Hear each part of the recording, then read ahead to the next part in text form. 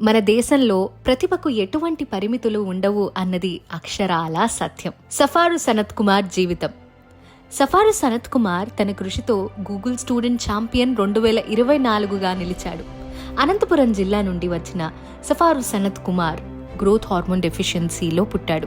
1వ తరగతి పిల్లవాడిలా శరీర నిర్మాణం ఉన్నప్పటికీ అతని మేధస్సు అన్నీ దాటి ఆకాశాన్ని చేరింది. ప్రస్తుతం పెనమలూరు పిఎం శ్రీ జిల్లా పరిషత్ ఉన్నత పాఠశాలలో 10వ తరగతి చదువుతున్నాడు. లిల్లిపుట్లా ఉండే సనత్ 2024 గూగుల్ ఛాంపియన్షిప్ అవార్డును గెలుచుకుని తన పేరు ప్రపంచానికి తెలిసేలా చేశాడు. పుస్తకాల బరువును భరించలేక డిజిటల్ ప్రపంచాన్ని ఆశ్రయించిన సనత్ కుమార్ ఇప్పుడు ఆ ప్రపంచానికే మార్గదర్శకుడిగా మారుతున్నాడు. పుస్తకాలను చేతబట్టకపోయినా గూగుల్ యాక్సెసిబిలిటీ షార్ట్ కట్స్ నేర్చుకున్నాడు.